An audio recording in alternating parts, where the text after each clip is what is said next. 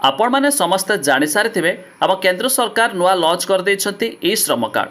तबे जदि आपण मैंने भावुवे लाबर कार्ड आउ ई श्रम कार्ड तबे दुईटी जाक अलग अलग। लाबर कार्ड आम राज्य सरकार तरफ थिबा बेले ई श्रम कार्ड केंद्र सरकार तरफ।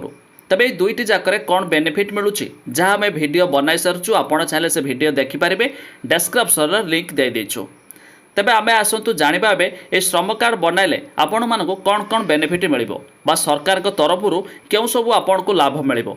एमिति कि बहुत किछि क्वेश्चन भी मध्य कमेंट आसे केते टंका एथिरे मिलिबो, छात्र छात्री बनाई पारिबे कि नहीं। एमिति कि एहाकु आमे अप्लाई कला परे पोस्टल माध्यम रे आमको किछि फिजिकल कार्ड आसीबो कि नहीं। तेबे ता विषय रे आमे जानिबा।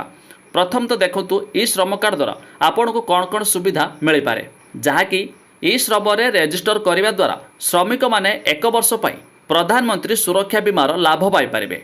संपूर्ण विकलांग और दुर्घटना जनित मृत्यु पाई 2 लाख एवं आंशिक विकलांग क्षेत्र में 1 लाख टंकार सुविधा पाई पारिबे। आउ एहा द्वारा सरकार दादन श्रमिक मानकु जोगाजोगरे रखि पारिबे और सेमानकु पाई नियुक्तिर सुजोग मध्य सृष्टि करि पारिबे। समस्त प्रकार जरूरीकालीन परिस्थिति एवं जातीय महामारी भली परिस्थिति समय सुविधा मध्य पाई पारिबे। आउ एबे प्रश्न उठुची केउ माने एहाकु आवेदन करि पारिबे। तबे जो माने असंगठित श्रमिक अर्थात जो माने कोनोसी संस्था सहित जड़ित नुहति सेमाने मध्य आवेदन करि पारिबे। सेमानकर बयस 18 रु 59 वर्ष बयस मध्य होइथिबा आवश्यक।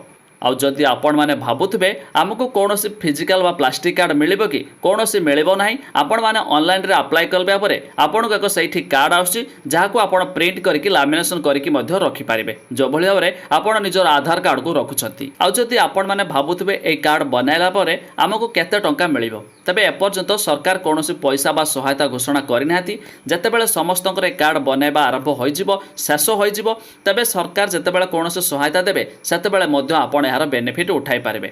तबे आपण भावुची समस्त डाउट क्लियर होइथिबो। तबे आमे लिंक दे दिछु डेस्क्रिप्शन ले अधिक इन्फॉर्मेशन निहाती डेस्क्रिप्शन